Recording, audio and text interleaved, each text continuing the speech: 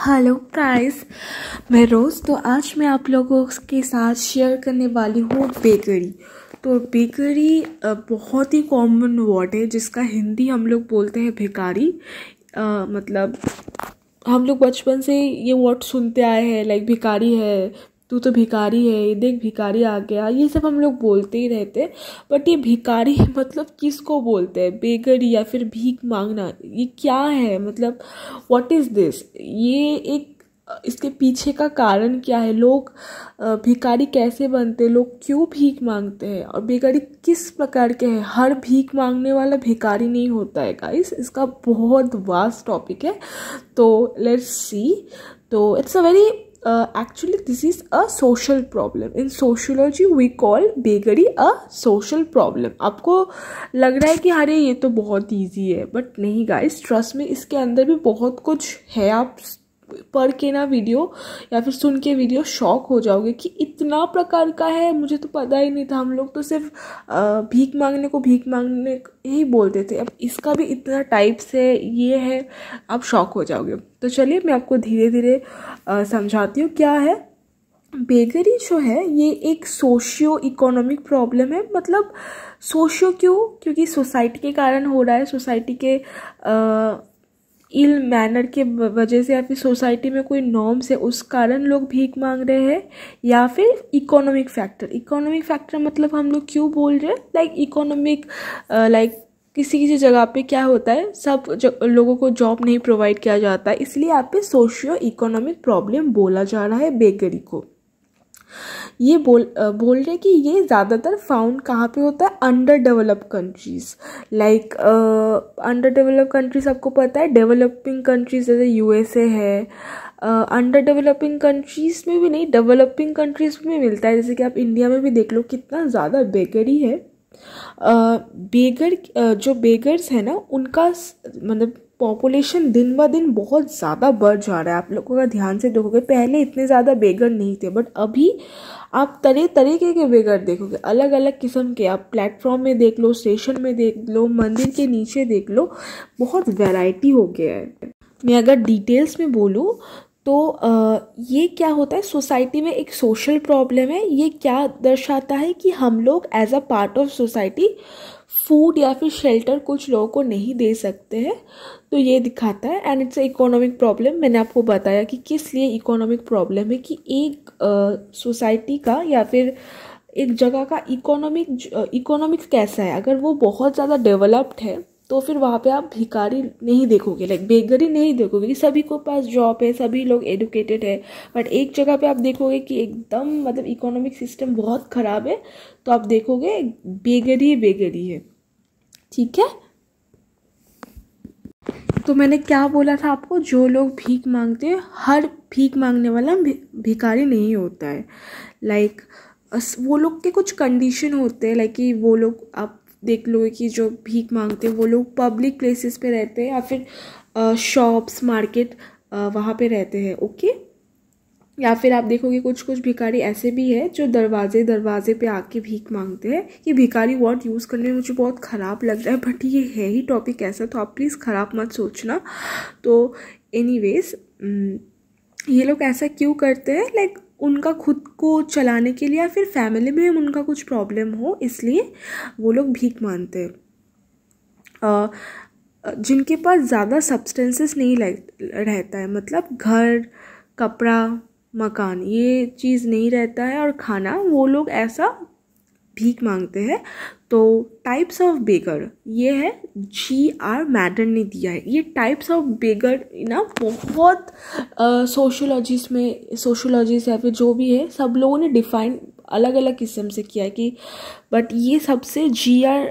मैडन का इम्पोर्टेंट है। ये आप जान लो कि इन्होंने कितने प्रकार के मतलब बेगरी को डिफाइन किया है, तो इनका सबसे इम्पोर्टेंट है। बट अगर आप दूसरा किसी का पढ़ना चाहते हो तो यू कैन डेफिनेटली, बट इसका मैं इस वीडियो में एक्सप्लेन करूँगी। तो फर्स्ट है एबल बॉडीड एडल्ट बेगर। ओके, तो ये जो एडल्ट मैन या फिर वुमेन होते हैं, वो लोग को दर्शाता है। मतलब जो लेज़ी होते हैं, जो काम नहीं करना चाहते, जिनके पास खुद का कोई सोर्स ऑफ मनी नहीं है, नो सोर्स ऑफ मनी होगा वो, तो उनको उन्होंने बोला है एबल बॉडीड बेगर।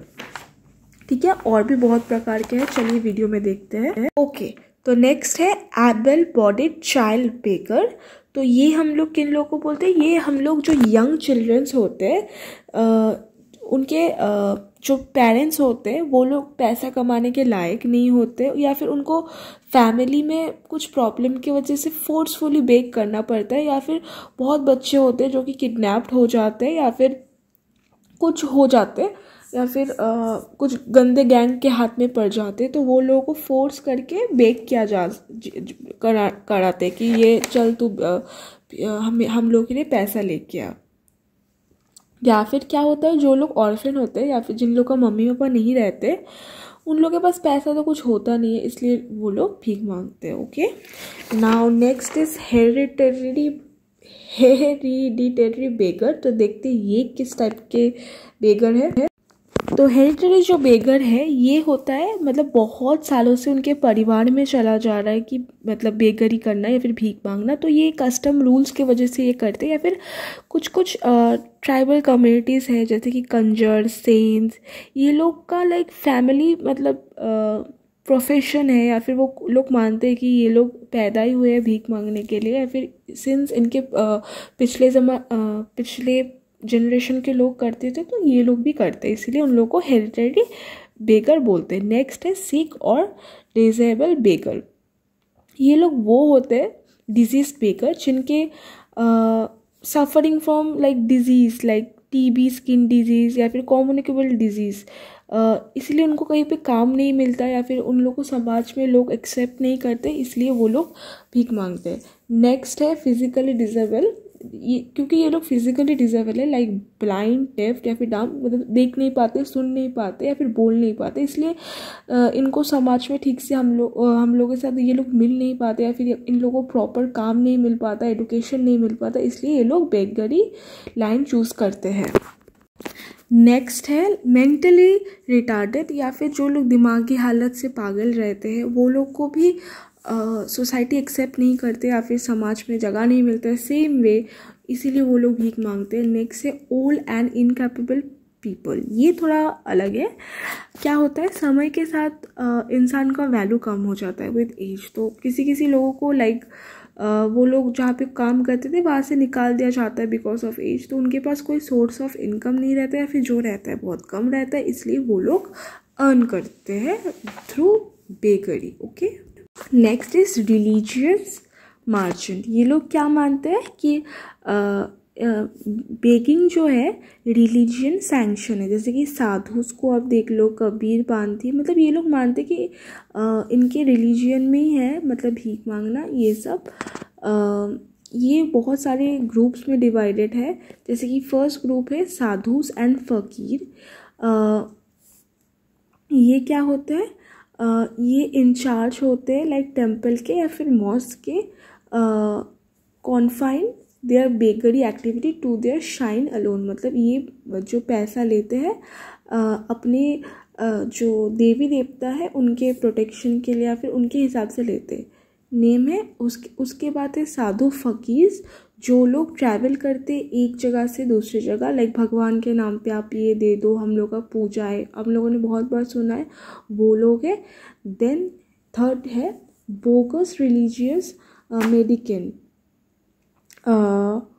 ये क्या करते हैं, ये फेक साधु बनते हैं और ये बेक करते क्योंकि मतलब भीख मांगते, क्योंकि इनको लगता है कि ये सबसे ईजीएस्ट वे है। ये लोग साधु नहीं रहते बट ऐसे ही दिखाने के लिए साधु बनते। ओके, तो दिस इज द 3 पॉइंट्स करके मैंने लिखा है यहाँ पे, आप प्लीज़ इसको नोट कीजिएगा। रिलीजियन मार्चेंट 3 प्रकार के, मैंने तीनों प्रकार को एक्सप्लेन किया है। तो यहाँ पे ख़त्म हो गया मेरे 8 टाइप्स के बेगर जो कि GR मदान ने दिया था। Okay, now let's move on to the cause of beggary. तो बेगरी लोग जो भीख मांगते हैं उसके बहुत सारे रीज़न है, कोई सिंगल कॉज नहीं है। इकोनॉमिक है, फिर सोशल है, देन रिलीजियन है, and then lack of parental control है, बहुत कुछ है। तो धीरे धीरे हम लोग पढ़ेंगे। तो सबसे पहले हम लोग इकोनॉमिक 1 पढ़ते हैं। तो इकोनॉमिक में सबसे पहले आता है पॉवर्टी। तो हम लोग क्या देखते हैं कि हम लोग के जो इंडिया में है या फिर कहीं भी देख ले, मैक्सिमम पीपल जो है 40% पीपल इंडिया में हम लोग क्या देखते हैं कि पॉवर्टी में रहते हैं। बाकी की जगहों में भी हम लोग देखते हैं कि पॉवर्टी में रहते हैं, गरीबी में रहते हैं। उनका लेवल जो होता है इनकम का वो बहुत ही ज़्यादा कम रहता है। उनके पास ज़्यादा कोई सोर्स नहीं रहता है पैसा कमाने का या फिर बनाने का। तो ये लोग बेसिक नीड भी नहीं फुलफ़िल कर पाते हैं। तो बेसिक नीड क्या होता है? Food, shelter and clothes. उनके पास ये भी नहीं रहता है। मतलब इनके पास कोई ठीक ठाक जॉब भी नहीं रहता है फैमिली को सपोर्ट करने को। इसलिए ये लोग क्या करते हैं कुछ, इसलिए ये लोग भीख मांगते हैं या फिर कुछ करते हैं, ओके, जस्ट कि ये अपना जीवन चला पाए। Next is lack of employment और अंडर एम्प्लॉयमेंट। क्या होता है, हम लोग के यहाँ पे पॉपुलेशन बहुत ज़्यादा है तो इसलिए लोगों को जॉब ठीक से नहीं मिल पाता है। क्या होता है, बहुत लोग एग्रीकल्चर में काम करते हैं जहाँ पे कुछ टाइम पे तो काम रहता है और कुछ टाइम पे काम नहीं रहता। जैसे कि एग्रीकल्चर में क्या होता है, समर में काम रहता है, विंटर में नहीं रहता है, या फिर रेनी सीजन में नहीं रहता है। तो हाफ ऑफ द ईयर ये लोग अंडर डेवलप्ड रहते हैं, ठीक है। तो लोग इसलिए शहर में जा रहे हैं काम के लिए। तो शहर में भी ज़्यादा काम नहीं मिल पाता है क्योंकि शहर में इतने ज़्यादा लोग के किस किस को काम दे। तो इसलिए ये लोग भीख मांगने पे चले जाते हैं। नेक्स्ट इज, कुछ लोग मानते हैं बेगरी को एज अ बिजनेस। कुछ लोग ऐसे होते हैं कि सोचते हैं अरे इसमें तो बहुत ज़्यादा पैसा मिलता है कि आप अगर एक दिन कोई एग्रीकल्चर फील्ड में काम करोगे तो मैक्सिमम शायद आपको 100 रुपये मिलेगा। बट कोई अगर आप जाके महंगा जगह में जाके भीख मांगोगे तो आपको शायद 2500 भी मिल सकता है। और देखिए एग्रीकल्चर में कितना मेहनत करना पड़ता है और भीख मांगने में कुछ मेहनत नहीं है, सिर्फ सेल्फ रिस्पेक्ट गंवाना है। बट प्रॉफिट बहुत ज़्यादा है। ये कुछ लोगों का सोच है, इसलिए भी है बेगरी वो लोग करते हैं। Now will come to social cause. Family disorganisation की क्या होता है कि आपका फैमिली बहुत अच्छा है तो सडनली आपके फैमिली में किसी का डेथ हो गया या फिर जो अर्निंग मेंबर था उनका डेथ हो गया तो आपका फैमिली एकदम गरीब हो जाएगा। तो आपको भी भीख मांगना पड़ेगा। फिर फैमिली डिस्टर्बेंस बहुत कुछ होता है। ये सब फैमिली डिसऑर्गेनाइजेशन एक सोशल है और एक लैक ऑफ पेरेंटियल कंट्रोल है। तो ये दोनों ही काफ़ी इम्पोर्टेंट है। तो प्लीज़ इसको अच्छे से पढ़ के और समझ के जाना क्या होता है।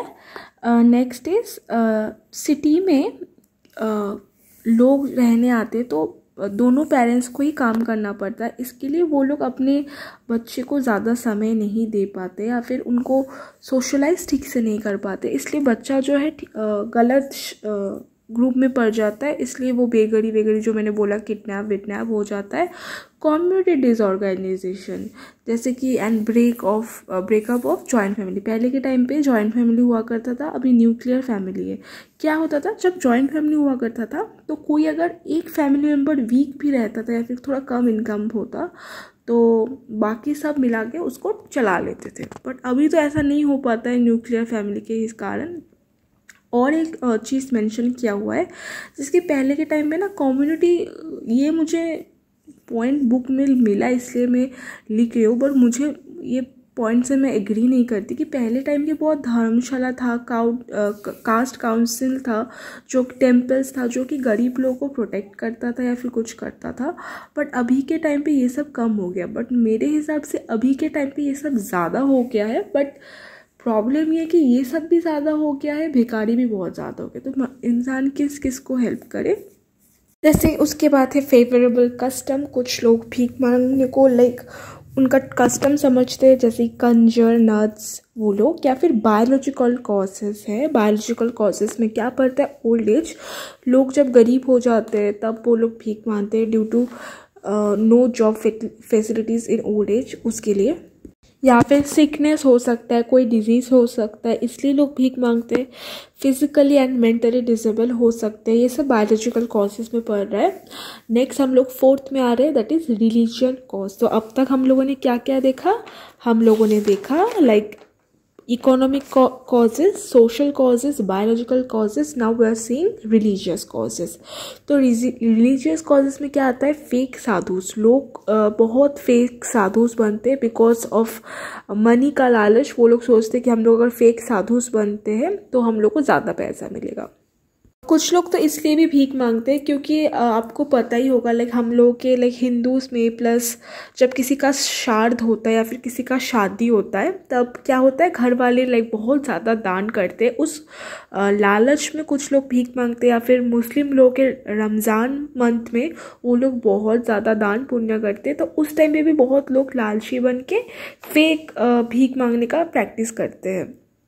नाउ विल सी लेजिस्लेशन ने क्या क्या स्टेप्स लिया है टू प्रिवेंट बेगरी। तो उन्होंने establishment of protective homes like जैसे कि जो गरीब है या फिर जो भिखारी है उनको प्रोटेक्शन के लिए प्रोटेक्टिव होम्स बनाया है। रिहैबिलिटेशन सेंटर्स बनाया है जहाँ पे जो भीख मांगते हैं उनको रखा जाएगा। रिहैबिलिटेशन जो सेंटर्स होता है वो प्रत्येक सिटीज़ में होते हैं। फिर आप लोगों ने देखा, आप लोगों के वहाँ पे भी शायद है, वहाँ पे बहुत बट क्या होता है वहाँ पे ज़्यादा फंड नहीं मिलता है, वो तो इसलिए वो ठीक से चल नहीं पाता है। बहुत सा मतलब ज़्यादा सभी स्टेट्स में लाइक प्रोटेक्टिव होम्स है फॉर बेगर, जहाँ पे बेगर लोग रह सकते हैं, उनको फ्री में खाना वाना सिर्फ मिल सकता है। वहाँ पे उन लोगों को ट्रेनिंग भी दिया जाता है छोटे मोटे काम का, जैसे कि वेविंग हो, सुई बुनना हो, या फिर कुछ बास्केट मेकिंग करना, या फिर कपड़ा धोना, जिससे कि वो थोड़ा बेसिक अपना काम कर पाए। एंड ट्रीटमेंट, अगर कोई दिमागी हालत से पागल है या फिर कुछ भी स्किन डिजीज है उसको ट्रीट किया जाता है, या फिर कोई डिप्रेशन में चल रहा है वो सब ट्रीट करते। ये सब करने से क्या होता है, वो लोग सेल्फ सफिशिएंट होते हैं, प्लस उनका मेंटली जो हेल्थ है वो थोड़ा एक स्टेबल पोजीशन में आता है। और ये सब ट्रेनिंग देने से वो छोटे छोटे अमाउंट में अर्न कर सकते हैं जब वो वहाँ से छूटेंगे। तो ये सब जो होता है वो बेगरी को स्टॉप करने के लिए होता है, उन लोगों को एक हेल्दी लाइफस्टाइल मेंटेन करने के लिए होता है। इसको कहते हैं प्रोटेक्टिव होम या फिर रिहैबिलिटेशन सेंटर भी आप बोल सकते हो। नाउ प्रोहिबिशन ऑफ वर्कहाउस, ये क्या है? जो लोग एबल बॉडीज बेगर है, मतलब जो लोग ठीक से काम कर पाते हैं, मतलब उनके शरीर बड़ी सब ठीक है बट वो लोग लेजीनेस के कारण नहीं करते, उन लोगों को स्पेशल ट्रेनिंग दिया जाता है जिससे कि वो लोग काम कर पाए, क्योंकि वो लोग सब ठीक है दिमागी हालत से, बॉडी से, इसलिए उन लोग को वर्क हाउस में स्पेशल ट्रेनिंग दिया जाता है। सेपरेट हाउस किया गया है जहाँ पे जेंडर के बेसिस पे बेगर्स को रखा जाता है, लाइक गर्ल्स इधर बॉयज़ इधर। वहाँ पे चिल्ड्रंस को भी अलग से रखा जाता है और उनको अलग अलग से काम सिखाया जाता है। Next is comprehensive social security measure दिया जाता है कि इससे गवर्नमेंट देखता है कि लोगों के अंदर लेस अनएम्प्लॉयमेंट है, मतलब गवर्नमेंट मेंशन करता है कि लोगों को जॉब्स मिल रहा है और अनएम्प्लॉयमेंट कम हो। रिसेप्शन सेंटर या फिर रिहैबिलिटेशन सेंटर, शायद मैंने यहाँ पे गलत लिखा है, रिहैबिलिटेशन सेंटर ही है। यहाँ पे प्रत्येक स्टेट में एक रिहैबिलिटेशन सेंटर रखा जाना चाहिए जहाँ पे बेगर लोगों के लिए या फिर बेगर लोगों के बेटरमेंट के लिए काम किया जाए। तो गवर्नमेंट ये भी कोशिश कर रहा है कि जो बेगरी का मेन कॉज है, दैट इज़ गरीबी, उसको हटाया जाए, लाइक गरीबी से रिलेटेड प्रॉब्लम्स को हटाया जाए। गवर्नमेंट कुछ स्कीम्स भी लॉन्च कर रहा है to collect donation from people. ये चीज़ आपको ज़्यादा तो नहीं पढ़ना पड़ेगा, बट क्या हुआ है, बहुत सारे स्टेट्स में लॉ भी पास किया है जिससे कि बेगरी कम हो जाए। जैसे कि मैंने यहाँ पे एक लॉ मेंशन किया है because I am from West Bengal, तो I have mention the West Bengal. आप भी अपना स्टेट का लॉ देख के जाइएगा। The West Bengal vagrancy act ये मैंने देखा है कि ये वेस्ट बंगाल में पास है। इस एक्ट के अनुसार या फिर कोई भी लाइक बेगरी प्रिवेंशन एक्ट के अनुसार क्या है, पुलिस को राइट दिया हुआ है, मतलब पावर दिया गया है कि वो कोई भी बेकरी या फिर कोई भी इलीगल जगह पे कोई भी भीख मांग रहा है या फिर जो भी उनको पसंद नहीं आ रहा है उनको अरेस्ट कर सकता है, और अरेस्ट करने के बाद उस उनके एज के बेसिस पे उनको पनिशमेंट दिया जा सकता है। और जो पनिशमेंट दिया जाता है वो on the basis of age, उसका एज क्या है, उसका वो कैसे बिहेव कर रहा था, उसका लिविंग कंडीशन क्या है, और ये पनिशमेंट दिया जाता है। प्लस पुलिस चाहे तो उसको रिहैबिलिटेशन सेंटर या फिर वो सब में भी भेज सकता है। इसको आपको ज़्यादा मेंशन तो नहीं करना पड़ेगा, स्टिल आप जान लीजिए। नाउ हम लोग पढ़ेंगे कि कौन सा फैक्टर्स है जैसे कि जिससे कि बेगरी बढ़ रहा है या फिर कम रहा है। तो first we will read negative factors जिससे कि बेगरी बढ़ रहा है, जैसे कि एज इश्यूज़ के वजह से, क्योंकि मैंने पहले भी इसको एक्सप्लेन किया है, लोग जितने बूढ़े हो रहे हैं उनको कम, मतलब वो लोग ज़्यादा सेल्फ सफिशिएंट नहीं हो रहे तो वो लोग ज़्यादा भीख मांग रहे हैं। लॉस ऑफ कॉन्फिडेंस, बहुत लोगों में कॉन्फिडेंस नहीं होता कि हाँ मैं ये कर पाऊँगा, तो इस बेसिस पर उनको जॉब नहीं मिलता है तो इसलिए वो भीख करते हैं। विडोशिप, जब किसी का पति मर जाता है, लाइक जैसे कि अभी पहले ज़माने में होता था, अभी तो नहीं होता, लाइक वोमेन नहीं अर्न करते थे, वो अपने पति के ऊपर डिपेंडेंट रहते थे। जब पति का डेथ हो जाता तो जब वो औरत थी वो एकदम लाइक नो रिसोर्स नथिंग, तो वो भीख मांग, लाइक मेरे घर में जो काम करती है उनका भी यही हालत हुआ था, बट अभी तो वो काम करती है, पहले भी उनका ये हुआ था। फैमिली डिसऑर्गेनाइजेशन, जैसे कि मैंने पहले भी बोला कि कभी जॉइंट फैमिली ब्रेक हो जाता है तब ऐसा होता है, या फिर बहुत रीजंस है। और अनएम्प्लॉयमेंट, ये सब कारण है जो इससे कि बेगरी बढ़ रहा है। नाउ पॉजिटिव फैक्टर जो ये है क्यों बेगरी कम रहा है, सेल्फ कॉन्फिडेंस। लोगों को सेल्फ कॉन्फिडेंस आ रहा है कि जब उनको प्रॉपर ट्रेनिंग या फिर सेंटर्स में ट्रेनिंग मिल रहा है, उनको लग रहा है कि हाँ मेरे में टैलेंट है, मैं कर सकता हूँ। हेल्थ, लोगों का हेल्थ फैसिलिटीज़ अच्छा हो रहा है, लोगों को स्किल्स मिल रहा है, जॉब अपॉर्चुनिटीज़ मिल रहा है, पॉजिटिव थिंकिंग्स बढ़ रहा है लोगों में कि नहीं मेरे को ये नहीं करना चाहिए। तो ये सब की वजह से भी बेगरी कम रहा है, और ये सब रिहैबिलिटेशन सेंटर में हो रहा है। लोगों में अंदर ग्रेट अवेयरनेस बढ़ रहा है कि नहीं मुझे ये नहीं करना चाहिए, इट्स नॉट गुड फॉर मतलब समाज एंड ऑल। नाउ कुछ मैं बता देती हूँ, जैसे कि बेगर्स आर नॉट अलाउड, जो भीख मांगते हैं वो रेलवे स्टेशन में, बस स्टेशन में नहीं अलाउ होता है, बट लोग मानते नहीं, वो अलग बात है, but they are not allow. Free treatment should be given to mental जो पीपल है या फिर जो पेशेंट है उन लोगों को। प्रॉपर डेवलपमेंट आना चाहिए एग्रीकल्चर एंड इंडस्ट्रियल सेक्टर में, जिससे कि लोगों को एम्प्लॉयमेंट भी ज़्यादा मिले, उनका सैलरी भी सही रहे। General education should be given to orphans, like जो ऑर्फेंस है उन लोगों को बेसिक एडुकेशन दिया जा सकता है, जिससे कि वो फ्यूचर में कोई गलत कदम या फिर गलत स्टेप ना करे। Work from home should be established, इसका मतलब जो घर के बेस, अभी तो कोरोना के कारण सब वर्क फ्रॉम होम ही है, but still more work from home should be establish for lazy people. बहुत लोग लेजी होते हैं, जैसे कि मैं ही खुद ही हूँ, मेरे को बहुत बाहर जाने में प्रॉब्लम होता है, तो ऐसे ही लोग बाहर नहीं जाते, काम नहीं करते, इसलिए वर्क फ्रॉम होम, छोटा राखी बनाना है, फिर छोटा कुछ ये सब। लास्ट में मैंने लिखा है माइग्रेट बेगर इतना इम्पॉर्टेंट तो नहीं है, बट इट्स लाइक बेकर जो घूम घूम के पैसा कलेक्ट करते हैं, वो माइग्रेट बेकर है।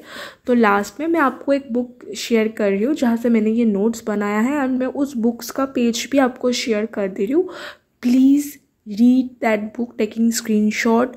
कोई भी प्रॉब्लम हो please do let me know, and इस बुक में ना अगर आपके स्टेट का कोई लॉ हो वो भी आपको मिल जाएगा। ओके, सो ये book sociology primary principle S N. Shankar Rao, मैंने इस बुक से भी नोट्स बनाया है, मैंने गूगल से भी बनाया है, बट ये बुक का आप स्क्रीनशॉट लेके नोट्स बना सकते हो, and you can definitely buy this book. This is my favourite book of sociology. I hope आपको समझ में आया है। अगर आपको नहीं समझ में आया है please do let me know. कोई भी मैंने गलत बोला है देन प्लीज़ क्लियर मी। आपको कुछ एक्स्ट्रा पता है तब भी लिखिए, कुछ भी है प्लीज़ बोलिए। And thank you for watching my video, and screenshot ज़रूर लेना, नोट ज़रूर बनाना। Thanks for watching, bye guys.